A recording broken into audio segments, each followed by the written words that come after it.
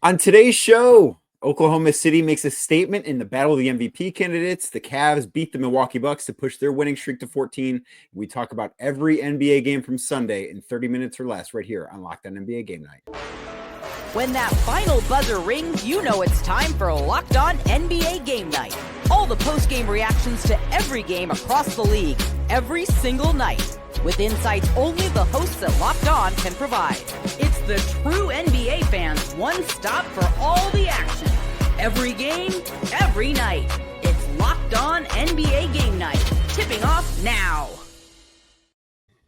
What's up, everybody? I'm Danny Cunningham from Locked On Cavs. He is Swipa from Locked On Nuggets. And thank you for making Locked On NBA Game Night your first listen today and every day. You can find the show anywhere you get your podcast, Apple, Spotify, anywhere else. Drop us a 5-star rating. Leave us a nice review. Be a friend. Tell a friend about the show. Make sure you're subscribed. Make sure your friend is subscribed as well. And we begin today talking about Oklahoma City taking down the Denver Nuggets 127-103 in a game that I think was being hyped up as far as the MVP showdown between Nikola Jokić and Shai Gilgeous-Alexander. SGA goes off in this one for 40 points. Jokić dealing with a little bit of an elbow ailment. I don't know what exactly to call that. He had 24 points, 13 boards in the loss, but OKC again continues to win.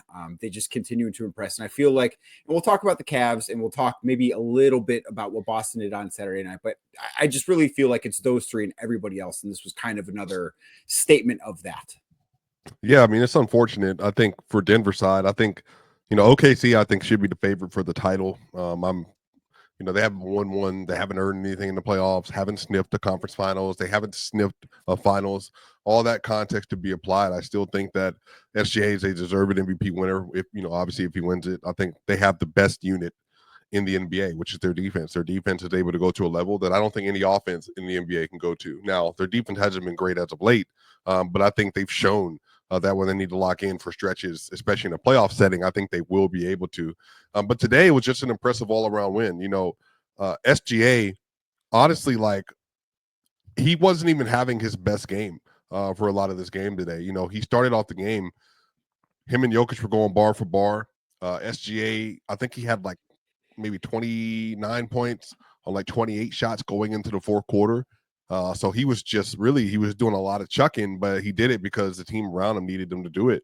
But then in the fourth quarter, the Nuggets, their lack of depth. Aaron Gordon started this game off really well. He had a corner three for the Denver, but he only ended up playing 6 minutes in this game. And honestly, once Denver doesn't have their main starting five and they're missing a player from that unit versus one of the better teams in the league, I mean, honestly, they just don't have much of a choice. The Nuggets got out to a 10-0 start and a 14-3 start in this game. And Jokić was going crazy. He was 6 of 11 in the first quarter. I think he had 15 points, maybe 5 rebounds or something like that.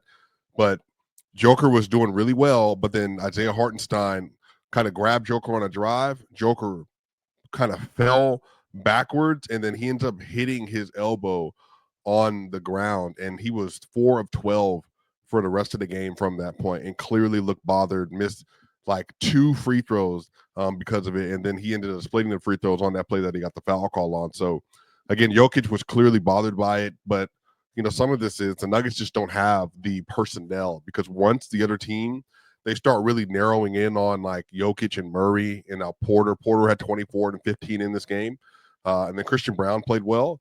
But in the fourth quarter, it was a single-digit game. And Malone was so worried about how the team was going to work. They went to a 7-man rotation once they took Peyton Watson out of the lineup, and they ended up running basically Jokić with Russell Westbrook off the bench and then Zeke Najee. And, again, that just shows that a team was just extremely limited. Whereas OKC, I mean, you want to talk about, depth. They had, outside of their starting five, Isaiah Joe, 12 minutes. Jalen Williams, 9 minutes, made 3 threes in the first half. Cason Wallace, Aaron Wiggins, Alex Caruso, who had a terrific game. Even Kendrick Williams got 3 minutes in this game. They just have the best team from top to bottom, I think, in the sport. I think right there. I think Boston's there. I think Cleveland, they have their own personnel as well. But just in terms of a bunch of people that really buy into a singular identity, OKC is just there. And so shout out to them. SGA with a great fourth quarter, especially J-Dub, 26 points, I believe, tonight. I mean, all around, OKC just kind of took hold of it in the fourth quarter and they ran away with it. Well, and I think the cool thing too about SGA's game is, he scored 40 points, and you mentioned the fact that he had a lot of shots going into the third quarter, but he scored 40 points with only going 2 of 11 from beyond the arc. Like, that is such a rare thing, I think, in today's NBA, where we see guys that, we see 40-point games all the time. Like, it happens on a nightly basis, but so often that big game is fueled because that guy hit 5 or 6 3-pointers. And it's not the only way guys go out and score points, but that is almost always part of the equation. And I do believe like one of the 3-pointers came in the fourth quarter. I think at one point he was 1 of 9 or 1 of 10 from 3 and still had 35 plus points. So like that to me is a cool thing to watch him get it done in a way that is, I think, unique compared to the rest of the NBA. Yeah, he went 4-4 in the fourth today. But that's the thing about OKC. Chet Holmgren, by the way, had 5 fouls. Chet, so this is also the swing point in the game. The Nuggets are all trying to get back in the game. They're down 5 with several minutes left. Chet Holmgren smacks Russell Westbrook in the face, clear as day on the review. Should have been a foul. That would have been Chet Holmgren's 6. But the thing is, from me to you, the referee sees it happen. Russ falls on the ground. They get a dunk, and then Michael Malone gets a technical for the non-call. And they end up getting 3 points in that one possession, and then the lead booms to 8. And basically from there, it was over. And again, if the Nuggets are shorthanded, they don't have the ability to hang with teams. So when stuff like that happens on the margin, it really just affects the overall game flow. And Chet, I mean, honestly, it didn't even feel like he was like great in this game. But I mean, you look at the numbers, you look at the impact. They were a plus 32 with Chet today. Chet had 4 blocks in this game as well. But again, man, they're playing tomorrow night, so we'll see kind of what it looks like and how everybody responds. I mean, Joker honestly looked like he was about to have a special game after the first quarter prior to the elbow injury, but just kind of got zapped out of him a little bit. And Jamal Murray was 6 of 17 in this game, just not good enough for your second option. Because again, on top of that, J-Dub, just you want to talk about shot making. The way that OKC works too is, SGA makes them an all-time great team. That's why they're what they are. But the thing is that when SGA was out of the game today, I mean, they won the first half minutes without SGA by 4. And then in the second half, they won those SGA minutes at the top of the fourth quarter. And if you're going to lose minutes when SGA is not on the court, then that gives them so much leeway. And then SGA can come in and just raise their ceiling to this incredible level. So like I said, just all the way around, OKC just with a very impressive win. Mark Daigneault with a very impressive game plan. And then we'll see how both teams respond tomorrow night on NBA TV. Right. That'll be an interesting one to watch. And I just think the thing that kind of speaks to me, like, could I see a world where Denver beats them in the playoffs? Yes, but I just don't think they have any margin for error. So when they lose Aaron Gordon after 6 minutes and however many seconds he played in that game, like, it's just kind of, you're out of luck, because that has to be part of your game plan. Obviously, they are dependent on Jokic and not Aaron Gordon, but he's got to be part of it for them to potentially get that done in the series. I do think it would be a fun playoff series if we do get there. Moving on, Memphis beat New Orleans 107-104. Memphis wins their second straight game as they enter a little bit of an easier part in their schedule. Let's head on over to Locked On Grizzlies for more. It's not quite how the Grizzlies got their groove back, but you'll happily take 2 wins on the road at this point of any season, much less the current stretch that the Memphis Grizzlies have endured. I'm Joe Mullinax of Locked On Grizzlies. Ja Morant, Desmond Bane carrying the team on their collective back in New Orleans. 2 performers scoring over 30 points, over 60 points combined. Really an impressive outing for both Ja and Des. But it was more than just them, right? It was a team effort. You had timely defensive plays by Brandon Clark, Jalen Wells, some good Scottie Pippen minutes. Heck, you even had Jay Huff coming out of semi-retirement, it would seem, going Jackie Moon all over these guys, having a really impressive offensive burst. It's all hands on deck right now for the Grizzlies. And with Santi Aldama out, Luke Kennard, Jaren Jackson Jr., the depth of Memphis played a huge part in a big victory over the Pelicans in NOLA.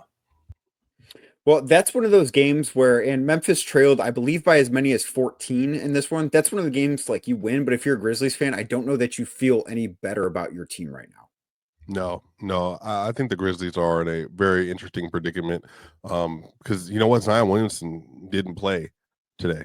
And the game was obviously what it was. It was extremely tight down the stretch of the game.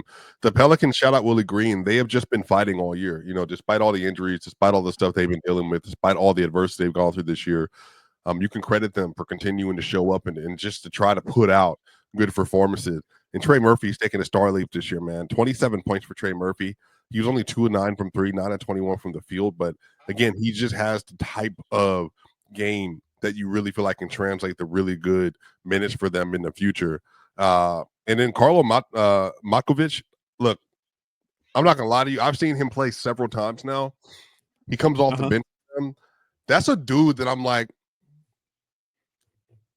he might never be a great role player, but I'm also looking at him like, I think he can like become a player.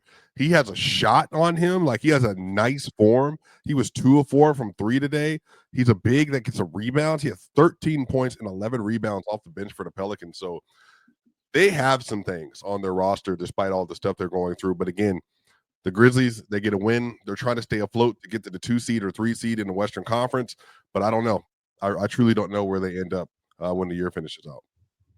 Yeah, I don't know either. I think it's going to be difficult for them to win a postseason series, and we'll see what Jaren Jackson Jr. looks like when he gets back from the ankle injury that has cost him a few games already, and I think is going to cost him at least another week or two. But the Cleveland Cavaliers, they won their 14th straight game as they beat the Milwaukee Bucks on Sunday night. We'll talk about that. Plus, we'll check in on the very, very sad race for 10th place in the Western Conference next, right here on Locked On NBA Game Night.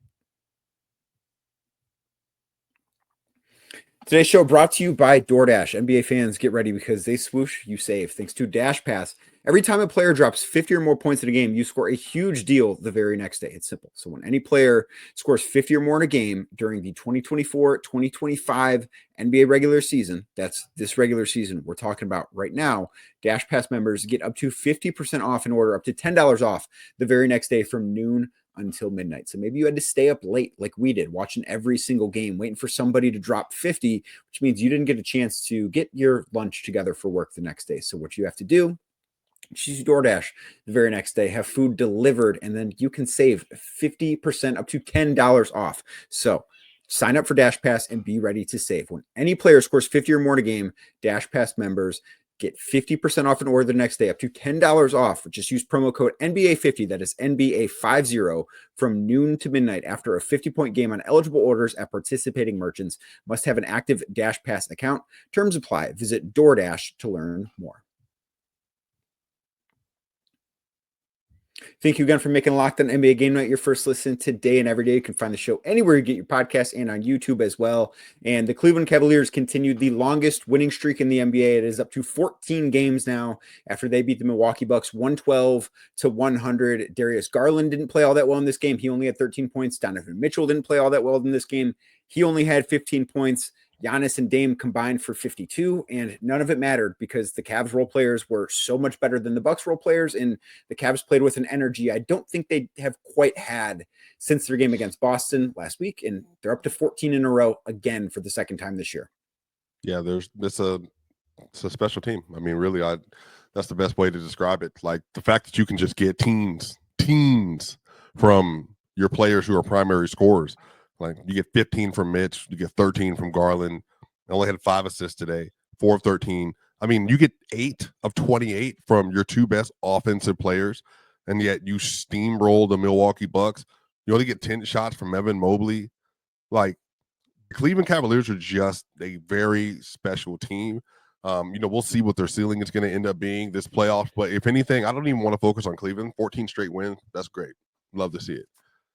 I think it is malpractice that Giannis Antetokounmpo goes 30 points, 9 rebounds, 3 assists, 2 steals, 13 of 24 from the field, and he's a minus 13 in a game that he plays that well. I think it's malpractice that the Milwaukee Bucks have one of, I think, the 20 best players of all time. And yet, for whatever reason, even with the Dame trade, they definitely try to load up around him. But that team just can't get right. And I don't think they're going to make it. And honestly, man, I don't know. Like, to me, this says something about the state of the league, that respecting Donovan Mitchell, D. Garland, Evan Mobley, and Jared Allen, great players. They're never going to sniff the peak of Giannis, more than likely, right? I think in the Western Conference, I think there's players that are never going to touch Jokic's peak. And you got two 29-year seasons, 30-year-old now, where they're both struggling to even just like get to the upper echelon. And I'm just like, old NBA feels like this would never happen. Like, you had two players that's great. And so, but now it's like, you got to have the perfect roster construction like the Cavs do. You got to have elite personnel 1 through 9.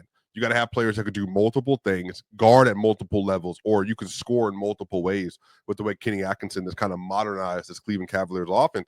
And so you got a chance to see today, they were exposing Milwaukee around the perimeter all game, driving by folks all game, hitting open threes all game. And honestly, they played a math game better than anybody else in the league other than Boston.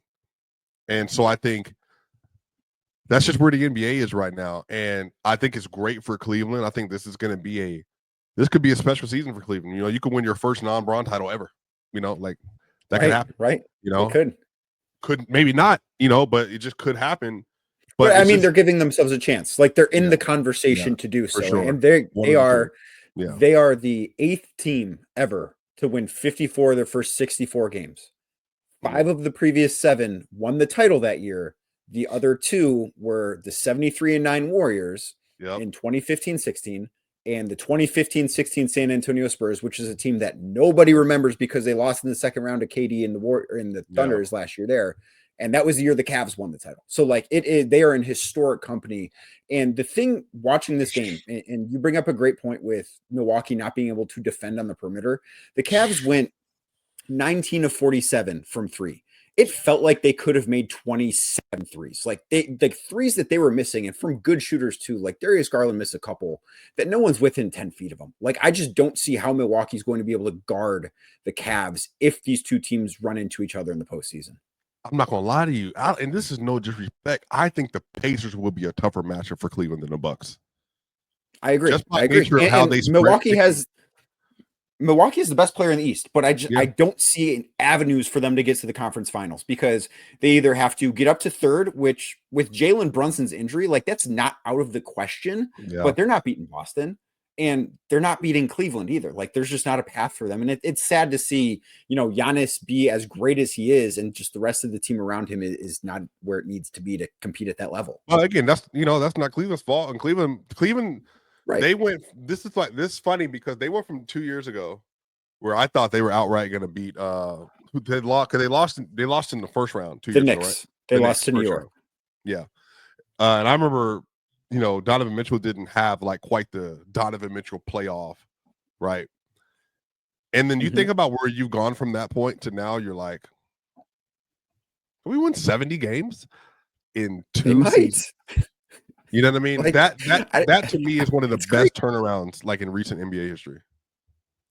Yes, it's remarkable what they've done. I do think Kenny Atkinson will eventually win Coach of the Year when the awards come out this spring, but it's been incredible to see that season. Moving on to the sad race in the Western Conference for 10th between the Phoenix Suns and a bunch of guys wearing Dallas Mavericks uniforms that I don't think people necessarily knew about a month ago. We head on over to the saddest man in basketball, Nick Angstead, for more. On for the Dallas Mavericks. They lose this game to the Phoenix Suns. Now the Suns own the tiebreaker between them and the Mavs. So the Mavs' chances at getting in the play-in tournament or staying in the play-in tournament at this point are looking really, really slim, even though the injuries are kind of the big story for the Mavericks. Dwight Powell and Kessler Edwards bonked heads like Looney Tune characters and had to leave the game. Kessler Edwards ended up coming back. Brandon Williams, who has been a great two-way guy off the bench for the Dallas Mavericks and started this game at 31 points in the last game, he left with hamstring tightness. And so the Mavericks were down to 6 healthy players at one point, and then Kessler Edwards ended up coming back in the game. But the Mavs are now kind of looking at the next game tomorrow against San Antonio to see if they even have enough players to play, because we don't know who's going to be healthy and who's not. The story of this one for the Mavericks, though, Najee Marshall, incredible game for him. 34 points, 9 boards, 10 assists. He was absolutely awesome. Outplayed Devin Booker and Kevin Durant. Klay Thompson, 21 points in the second half on just 10 shots. Great bounce back half for him, but the Mavs down bad injury-wise. Najee Marshall had a great game, and that's kind of, if you're a Mavs fan, what you can hang your head on. And if you're a Suns fan, hooray, you might finish 10th. Just think about if Klay Thompson stayed with the Warriors. what he They would didn't be want him. winning, They right? didn't want him back. Well, Like, no, they they didn't want him did, but back. it was and just the money and some other stuff. But look, I just can't think of a team. I can't think of a team in a season like this Mavericks team this year. I can't like think of someone. One doesn't exist. One does not exist. There's never been a team that has traded away a player like Luka during a 25 years old. season at that age without that player wanting out. And then you add in the fact that what they received in return for him, Yeah. Anthony Davis plays 3 great quarters, but Yeah. he might only play 3 quarters of a single game for them. And Yeah. then the next best player, Kyrie Irving, tears his ACL. Like, this is unprecedented, man. And on top of that, like when I saw this game on the schedule on ABC, I'm like, oh, so you got Nuggets, and then you got Thunder. They're like, oh, the MVP candidates. We're gonna put them on ABC. We know we're anticipating they'll be good. And then they had the Suns and the Mavericks, and the Suns have been pooky all year. And then you got the Mavericks, who have just blown their own team up with bad decision making and injuries. Like, it's just really unfortunate. But you know what? Get it a year. Nico Harrison somehow got Najee Marshall, and I don't know. Maybe the whole plan was to build around Najee Marshall. Maybe it was just like third eye level thinking. But Najee was incredible today. His shot making, his floater, his drives, like he just has a lot of stuff to his game. He can be a really good player in this league, and now he has full runway because Anthony Davis may not be back this year. So let's see how good he can get the rest of the season. Well, somebody has to play for Dallas. I don't know who's going to play for Dallas on Monday when they take on San Antonio, but it'll be interesting to see. And then last game for this segment, the Philadelphia 76ers beat the Utah Jazz 126-122 in a battle of tanking teams. It was not great. Kyle Filipowski, 25 points. Can I interest you in that? Quentin Grimes had a good game. Can I interest you in that? I don't think there's really much to take away from a game between two teams where no one wants to win. Nope. Again, just a very unfortunate season for those 76ers. Yeah, I think that's about all that needs to be said. But up next, the Pistons get back on the winning way, and we talk about all the other games left on this edition of Locked On NBA Game Night. Today's show also brought to you by FanDuel. March Madness is here, and FanDuel is giving you the chance to get in on the action like never before, because right now, new customers with FanDuel can get $200 in bonus bets when your first $5 bet wins. All you got to do, pick out one $5 winner, and if you're new at FanDuel, you can get $200 in bonus bets. Again, 200 extra bucks to use on everything from buzzer beaters to Cinderella stories and everything in between. You can even bet on who's going to cut down the nets at the end of it. So maybe you've got your eye on a couple of underdogs. I know there's conference tournaments going on. Maybe somebody that wins can sneak in as, you just love that 12 seed in the 5 matchup that they could get a win, upset win. You could make some money there. FanDuel makes it so easy to pick with spreads, totals, game props, and so much more. And when tournament games are happening almost every day, there's always something exciting to bet on. The FanDuel app, simple to use, and when you win, you get paid instantly. There's no waiting around. So visit FanDuel.com, and if you win your first $5 bet, $200 in bonus bets are yours. Again, FanDuel.com, FanDuel.com, and get in on the college hoops action all tournament long. Thank you again for making Locked On NBA Game Night your first listen today and every day. You can find the show on YouTube. If you're watching, give us a like, hit that thumbs up button, click subscribe, hit the notification bell as well. The Detroit Pistons beat the Portland Trailblazers 119-112 on Sunday. Pistons get a win after losing to the Golden State Warriors on Saturday. Let's head on over to Locked On Pistons for more.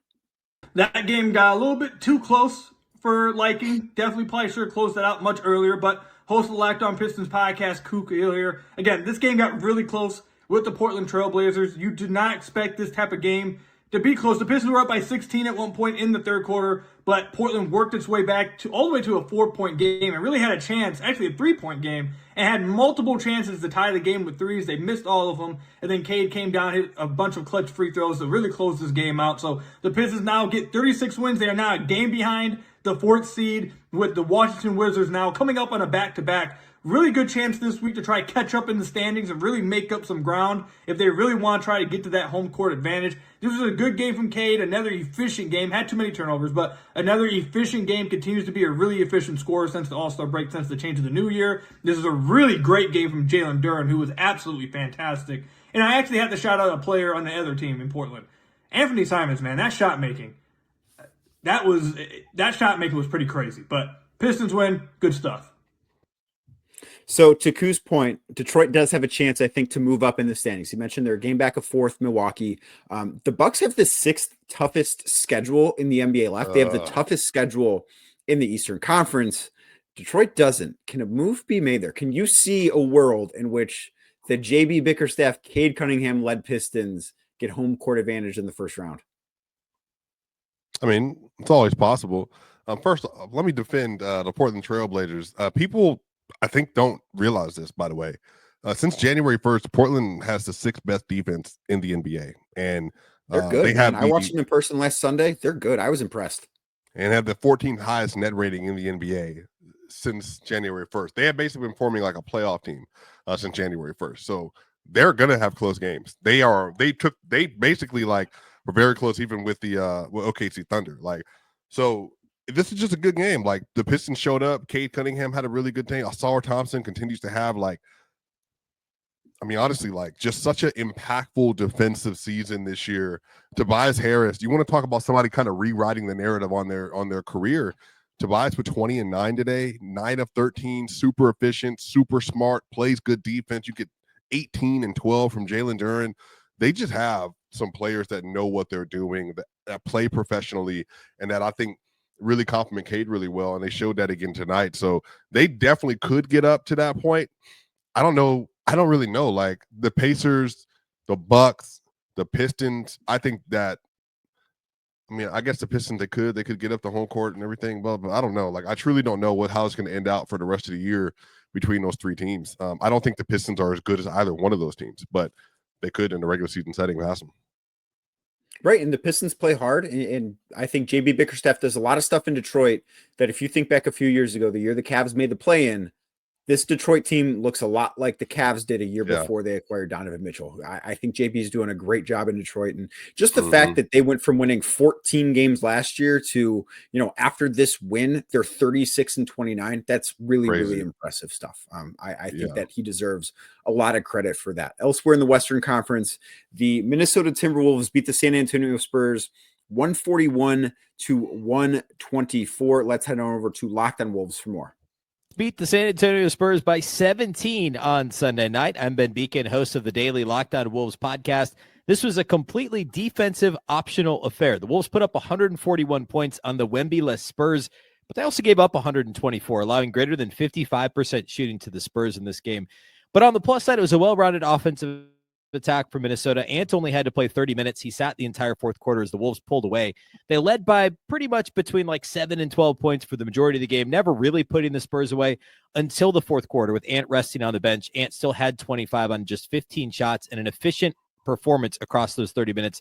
Julius Randle had 14, 10, and 7, another near triple-double, and Jaden McDaniels, another great game, 16 points and 7 assists for the Wolves' still emerging young forward. Nas had 27 and 4 off the bench as well. A really strong offensive performance for the Wolves. They also shot 50% from outside the arc in this one. We'll break the whole thing down over at Locked On Wolves. Wolves had 8 players reach double figures in scoring in this one, and as he mentioned, had 25. Nikola Alexander Walker had 10 off the bench. I like what I've been seeing from him lately for the Wolves, but this is a team that, they're probably going to be stuck in the play-in, and I just think if you're stuck in the play-in, it's hard for me to really feel good about this team, despite what I think we know their ceiling as a group is. Well, they're tied right now in terms of games back with the Golden State Warriors, and then the Houston Rockets.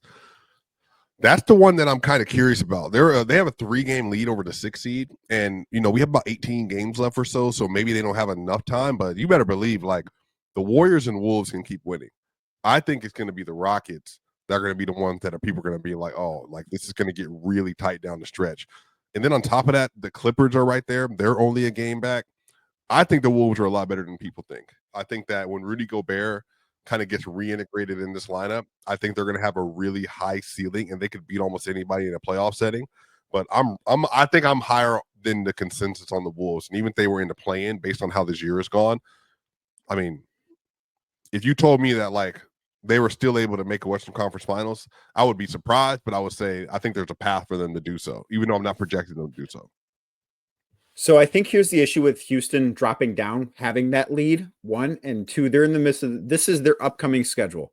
Yeah. Orlando at home, Phoenix at home, Dallas at home, Chicago at home, Philly at home, at Orlando, at Miami. And then things do toughen up again, but they still have a couple more matchups with Utah. They've got 2 more matchups with Phoenix. They have Atlanta left on the schedule. Like, yeah, they faced Denver twice, OKC, the Clippers, the Lakers, the Warriors. Like, they do have tough games left, but they have so many games that for a team, and listen, they're a young team. Like, would it be crazy if they kicked 1 or 2 of those? No, of course not.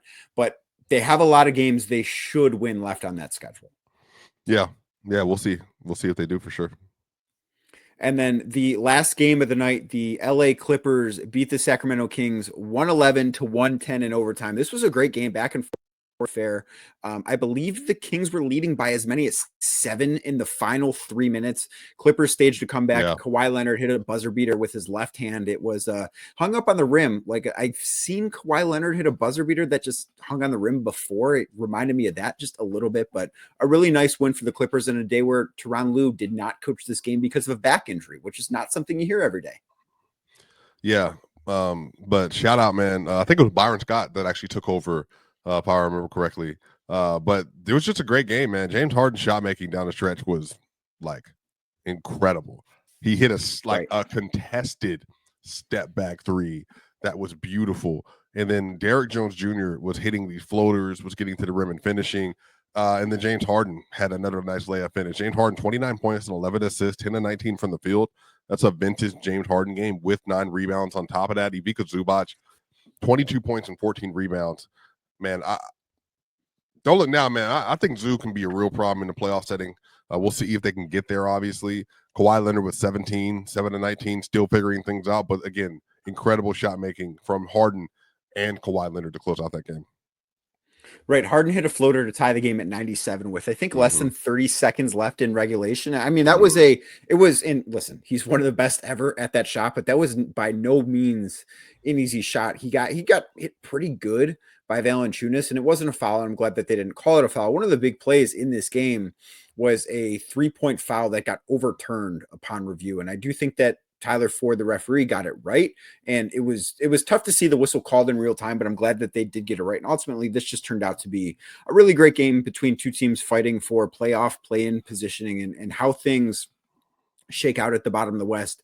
And that play-in picture will be a very interesting thing, I think, to follow as the season begins to wind down. But thank you for making Locked On NBA Game Night your first listen today and every day. Like I said earlier, you can find the show anywhere you get your podcast, Apple, Spotify, anywhere else, on YouTube as well. Make sure you like it everywhere. Give it a thumbs up everywhere, 5 stars, all that stuff. Plus, make sure you're subscribed to your favorite team's newsletter. You can go sign up at LockedOnDaily.com. That is LockedOnDaily.com, so you can get the latest for your favorite team every single day. Big slate of games coming on Monday. Locked On NBA Game Night will be back tomorrow with everything that you need.